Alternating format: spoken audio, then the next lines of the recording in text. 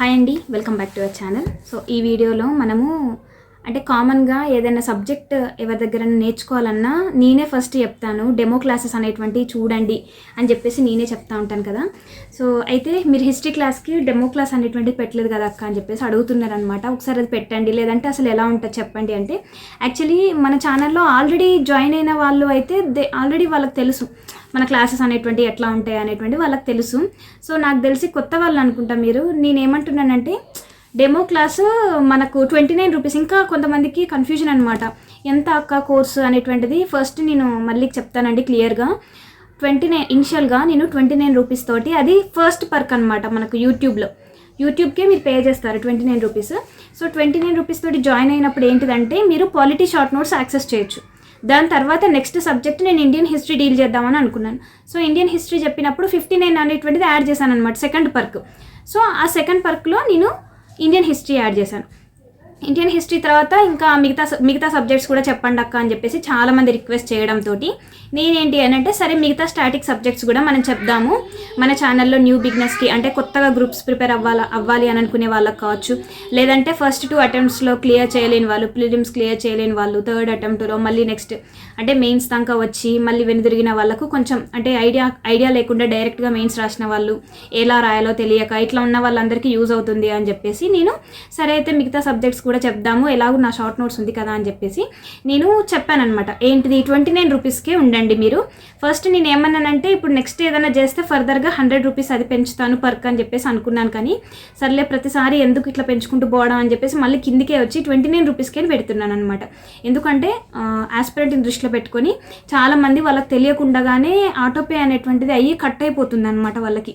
So మరి 100 rupees పెడితే ప్రతి ఆస్పిరెంట్ వాళ్ళకి తెలియకుండా ప్రతి నెల 100 రూపీస్ కట్ అవ్వడం అనేటువంటిది ఇట్స్ నాట్ కరెక్ట్ అని చెప్పేసి 29 రూపీస్కే స్టిక్ అయ్యాను నేను.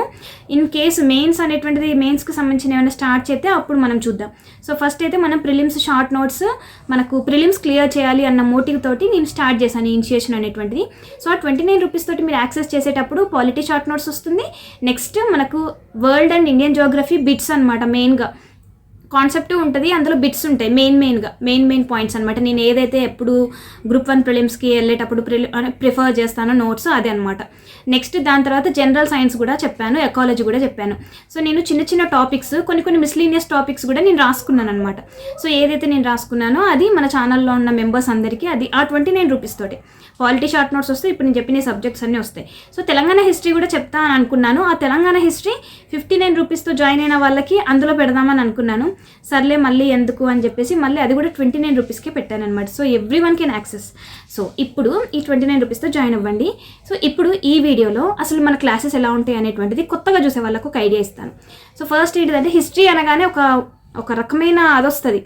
కానీ మన క్లాసెస్ ఒకసారి విని చూడండి. అసలైతే ఇండియన్ హిస్టరీ క్లాసెస్ వింటే మీకు ఇంకా అర్థమవుతుంది. అసలు హిస్టరీ అంటే అసలు ఏంట్రా బాబు అని అనుకునే వాళ్ళకు కూడా హిస్టరీ అనేటువంటిది మంచిగా ఒక స్టోరీ లాగా చెప్తుంటే మీకు అర్థమవుతుంది. ఏదైనా సబ్జెక్ట్ మనకు బోరింగ్ ఉన్న సబ్జెక్టు స్టోరీస్ రూపకంగా ఇట్లా విన్నాం అనుకోండి, అది కూడా వేరే వాళ్ళు ఎవరైనా చెప్తున్నప్పుడు విన్నాం అనుకోండి, టు బి ఫ్రాంక్ నిజంగా బాగా గుర్తుంటుంది. అట్లనే వినాలి కూడా, స్టోరీస్ లానే వినాలి. హిస్టరీ అంటేనే స్టోరీ కదా.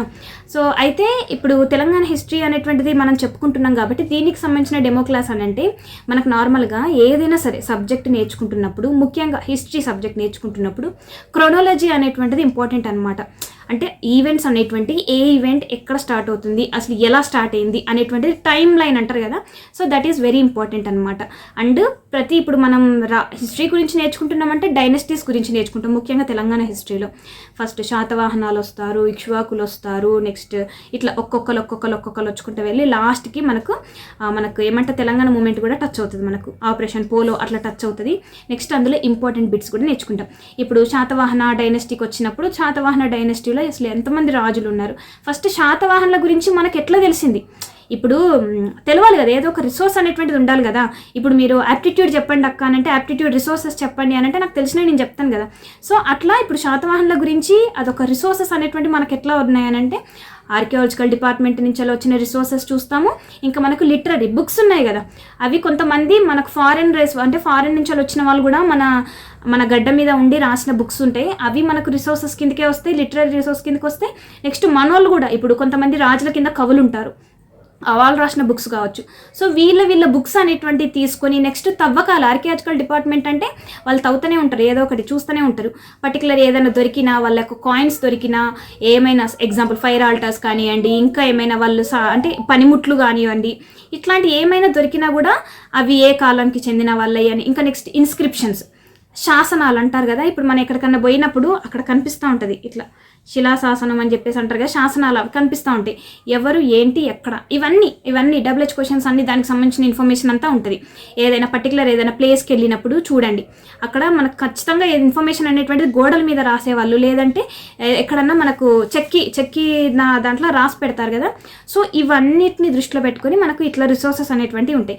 ఈ రిసోర్సెస్ నుంచి అసలు ఈ కింగ్డమ్లో ఎంతమంది రాజులు ఉండేవాళ్ళు, అసలు ఏ రాజులు ఎట్లా పాలించిండ్రు, ఏ రాజు ఏ డైనస్టీ తోటి వెళ్ళి యుద్ధం చేసిండ్రు, వాళ్ళ ఫ్యామిలీ, వాళ్ళ భార్య, వాళ్ళ అంటే ఇప్పుడు చాలామంది ఎట్లా ఉంటారంటే రాజులు ఆపోజిట్ వాళ్ళని పెళ్లి చేసుకోవడం, ఇట్లాంటి అలయన్స్ అనేటువంటిది ఎక్కడి నుంచి స్టార్ట్ అయింది. నెక్స్ట్ ఒక డైనస్టీ ఎండ్ అయిపోయి ఇంకో డైనస్టీ స్టార్ట్ అవుతుంది అని అంటే వాళ్ళు తలపడ్డారు. 1 డైనస్టీ 2 డైనస్టీ తలపడ్డది, 2 విన్ అయింది, 1 ఓడిపోయింది కాబట్టి సెకండ్ వాళ్ళు ముందుకు వస్తారు. మళ్ళీ అగైన్ 2, 3 వీళ్ళు విన్ అవుతారు, వీళ్ళు ఓడిపోతారు, అగైన్ 3 కమ్స్, మళ్ళీ 3, 4 ఇట్లా మనకు డైనస్టీస్ అనేటువంటి చేంజ్ అవుతాయి. Each and every dynasty change అయినప్పుడు ఎవరెవరు రాజులు పాలించిండ్రు, ఫస్ట్ ప్రోజినేటర్ ఎవరు, అసలు ఈ వంశం స్టార్ట్ అయింది, ఈ డైనస్టీ అనేటువంటి స్టార్ట్ అయింది ఎవరితోటి, ఎంతమంది రాజులు పాలించిండ్రు, వాళ్ళు చేసిన ఘనతలేంటి, వాళ్ళకున్న బిరుదులేంటి, వాళ్ళకు వీళ్ళు ఇంపార్టెంట్ యుద్ధాలు ఉంటే వాళ్ళు ఏమైనా శాసనాలు ఇస్తే శాసనాలు, వాళ్ళ టైంలో ఏమైనా కొత్తగా ఇంకేమన్నా జరిగితే, ఏదైనా ఇంపార్టెన్స్ అనేటువంటి జరిగితే వాళ్ళ గురించి నేర్చుకుంటాం. సో ఇట్లా ఈచ్ అండ్ ఎవ్రీ డైనస్టీలో ఇవే కాకుండా వాళ్ళ యొక్క సోషల్ కండిషన్ ఎలా ఉండింది, వాళ్ళ యొక్క పొలిటికల్ ఎలా ఉంది, వాళ్ళ యొక్క అడ్మినిస్ట్రేషన్ ఎలా ఉంది, వాళ్ళ యొక్క ట్రేడ్ అండ్ కామర్స్ ఎలా ఉండింది, సో ఈచ్ అండ్ ఎవ్రీథింగ్ వాళ్ళ టైంలో అసలు ఆర్ట్ అండ్ ఆర్కిటెక్చర్ ఎలా ఉండింది, ఇది మెయిన్ ఇంపార్టెంట్. ఎలా ఉండింది, వాళ్ళు ఏ దేవులను పూజించే వాళ్ళు ఏమేమి ఆర్కిటెక్చర్స్, గుళ్ళు కట్టినరా, లేకపోతే బుద్ధిస్టులకు ఏమైనా బసదిలుగా, జైన్లకు బసదిలు కట్టించిండ్రా, బుద్ధిస్టులకి ఇంకేమన్నా చైత్య విహార ఇట్లాంటి ఏమైనా కట్టినరా. సో ఇట్లాంటివన్నీ మనము నేర్చుకుంటాం అనమాట. ఈచ్ అండ్ ఎవ్రీ డైనస్టీలో ఒక్కొక్క డైనస్టీ ఎవరెవరిని పూజించారు, ఇట్లా వాళ్ళ రాజులు ఎవరు, యుద్ధాలు ఏంటి, వాళ్ళ యొక్క బిరుదులేంటి, వాళ్ళ కింద కవులేంటి, వాళ్ళు వేసిన శాసనాలు ఏంటి, వాళ్ళ టైంలో కాయిన్స్ ఎలా ఉన్నాయి, ఇవన్నీ నేర్చుకుంటూ వెళ్తాం అనమాట. జస్ట్ అంటే ఇదంతా ఎందుకు చెప్తున్నాను అని అంటే, కొత్తగా చూసే వాళ్ళకి అసలు హిస్టరీలో ఈమె ఏం చెప్తుంది అనేటువంటి తెలుసుకోవాలి కదా. ఇప్పుడు ఆల్రెడీ మన ఛానల్లో 470 మెంబర్స్ అండి రఫ్లీ. నేను ఎలా చూపించాలి, ఒక్క నిమిషం నేను చూపిస్తా. సో ఇప్పటి వరకు మన ఛానల్లో జాయిన్ అయిన వాళ్ళని చూపిస్తాను. పాలిటీ షార్ట్ నోట్స్ యాక్సెస్ చేస్తున్న వాళ్ళు కనిపిస్తుందా అండి మీకు? 309 అండ్ నెక్స్ట్ హిస్టరీ 161. సో ఇప్పుడు మనము పెట్టే ప్రతి క్లాసు వీళ్ళందరూ చూస్తారు. అంటే ఈ 309 ప్లస్ 161 రఫ్లీ ఎంత అండి, 470 మెంబర్స్ అయితే యాక్సెస్ చేస్తున్నారు. ఓకేనా, 470 పీపుల్ మన ఛానల్లో ఉన్న వీడియోస్ అనేటువంటివి చూస్తున్నారు. సో అందులో ఇక 200 మెంబర్సే చూస్తారు. టు బీ ఫ్రాంక్ అంటే 400 మెంబర్స్ ఉన్నారు, కానీ చూసేది మాత్రం తక్కువ మంది, 1/2 మెంబర్సే చూస్తారు అంతే కదా. కొంతమంది జాయిన్ అవుతారు, కొంచెం ఇంట్రెస్ట్ అనిపిస్తుంది, మళ్ళీ తర్వాత వదిలేస్తారు. కానీ ఖచ్చితంగా సబ్జెక్ట్ వన్స్ ఒకసారి నేను చెప్పే సబ్జెక్ట్ ఎక్స్ప్లెనేషన్కి కనుక మీరు అలవాటు పడ్డారంటే టు బీ ఫ్రాంక్ ప్రతి సబ్జెక్ట్ అడుగుతూనే ఉంటారు. సో యాక్చువల్లీ నేను పాలిటీతో కట్ చేద్దాం అనుకున్నాను, అదిగో ఇక్కడ దాకా వచ్చింది. నేను అస్సలు ఎక్స్పెక్ట్ చేయలేదు. ఇండియన్ హిస్టరీ కంప్లీట్ చేసుకొని, జోగ్రఫీ కంప్లీట్ చేసుకొని, ఎకాలజీ, జనరల్ సైన్స్ ఇవన్నీ కంప్లీట్ చేసుకొని తెలంగాణ హిస్టరీ కూడా చెప్తానని అస్సలు ఎక్స్పెక్ట్ చేయలేదు. సో మీరే మీ యొక్క ఈ ఇంట్రెస్టే నన్ను నీటి దాకా లాక్కొచ్చింది. సో ఇదనమాట క్లాసెస్ ఎలా ఉంటాయి అనేటువంటి దానికి ఇది ఒక చిన్న స్మాల్ ఎక్స్ప్లెనేషన్ అయితే నేను ఇచ్చాను. సో ఈ వీడియోలో మీకు అట్లీస్ట్ నా ఎక్స్ప్లెనేషన్ అనేది కొద్ది గొప్ప నచ్చితే జాయిన్ అవ్వడానికి ట్రై చేయండి. లేదక్క వీ డోంట్ వాంట్ అంటే వన్ మోర్ థింగ్ అండి, I'm not giving any PDF. నా ఛానల్ యొక్క మెయిన్ ఉద్దేశం కూడా అదే, మీకు నోటిఫికేషన్ వచ్చే వరకు, ఇంకా నోటిఫికేషన్ రాలేదు కదా మనకు గ్రూప్ 1, నెక్స్ట్ గ్రూప్ 1 నోటిఫికేషన్ వచ్చే వరకు ట్రస్ట్ మీ చేతిలో స్టాటిక్ ఆల్ సబ్జెక్ట్స్ అనేటువంటివి ఉంటాయి. Until and unless my health supports I'm going to give each and every notes. Already almost అంతా సగం నోట్స్ మీ దగ్గర ఉండింది నాది, అందరూ రాసుకున్నారు నోట్స్. కొత్తగా ఎవరైనా జాయిన్ అయిన వాళ్ళు కూడా వీడియోస్ అస్సలు వింటూ రాసుకోండి, విని వదిలేకండి, అస్సలు వదిలేకండి, విని నోట్స్ రాసుకోండి. మీ సొంతంగా మీ నోట్స్ మీరే ఈసారి గ్రూప్ 1కి ప్రిపేర్ కాబోతున్నారు.